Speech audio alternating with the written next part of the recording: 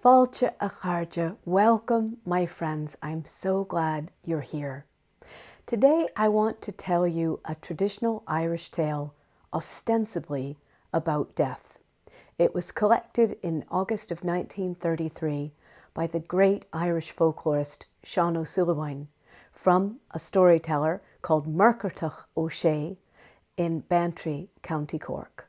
So I'll tell you the story and then we'll talk it over. Fado, fado, long, long ago, people used to know the day and the hour of their own death. Right from the beginning, they knew when they were going to die. Well, one time there was a farmer down there around Bantry in County Cork, and he knew that he was going to die in the autumn. So he planted his crops, and instead of building a good strong fence around them to protect them, he just put up a little flimsy barrier of a few rushes and ferns and called that good enough. Well, around that time, the great God Almighty decided that he wanted to know how everyone was doing down on earth, and so he sent an angel down to talk to everyone. And the angel went all over Ireland asking people questions, and when he came to the place around Bantry, he found this farmer, and he looked at the crops, and he was puzzled, and he asked him, "Why have you not built a good fence around those crops? They could get eaten or ruined." And the farmer said, "Well, I'm going to die in the autumn, so I've planted the crops and the people after me can sort that out and they can make their own fences." Well, the angel went back up to God and told him what he had heard. And after that, God decided it wasn't such a good idea for people to know the hour of their death. And so ever since, we don't know that time. So what a story. And there's lots of ways I think we can read that story. And I'd love to hear your thoughts about it. I think there's something here about thinking about the people who come after us and playing our part and being generous and doing everything we can to help those who will follow us. Then I think there's something that appeals to just the craftsman aspect of life that says, don't leave a job half done. Like, do the thing. If you're going to do it properly. And a third thing that I see here is do things that you love to do and that you do them well no matter what. Just that you would see them through and do a good job with them, whether you knew what kind of result you were going to get. Those are three possibilities, but really what I'd like us to talk about today is that this is really not a story about death. It's really a story about life and how we live it. We don't know when we're going to die. And we have people who tell us that they have some idea, but we really don't know, long or short.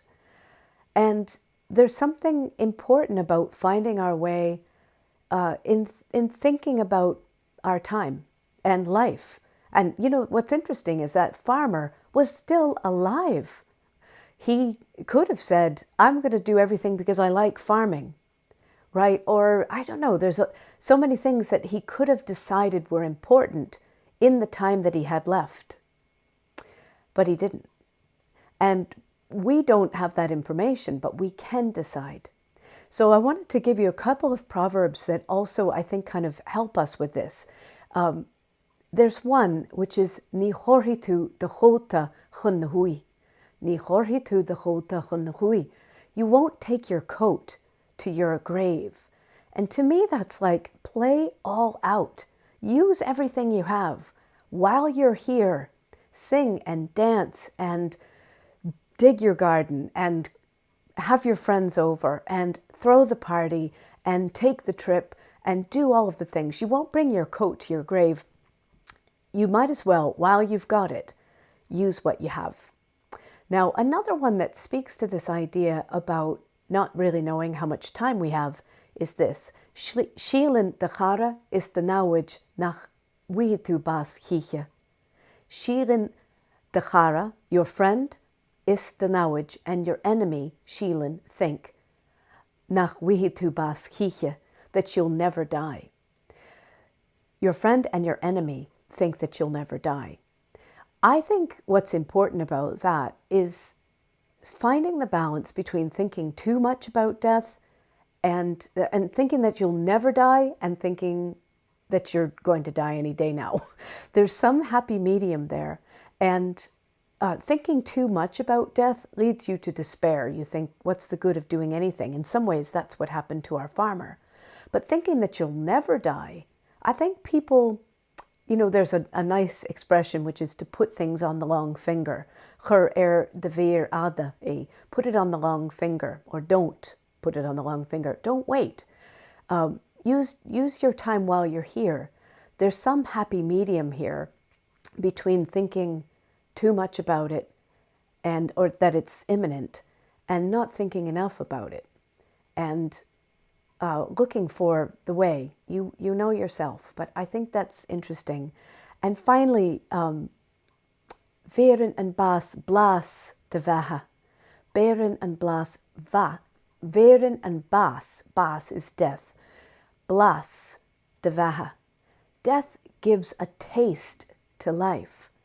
So that to me says, let just that knowledge of death, which is of course inevitable for all of us, let it give spice and momentum and savor to life and a sort of, let it bring life to life, a taste. This man, again, I always come back and think, what could you do?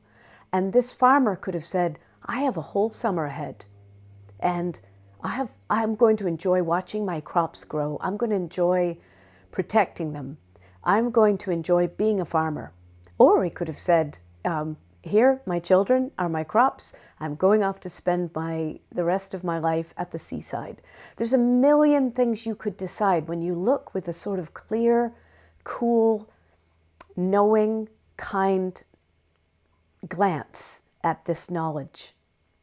So I want to ask you, would you like to know, if you could know, would you like to know the hour of your death? And if you did, how would that change the way you're living?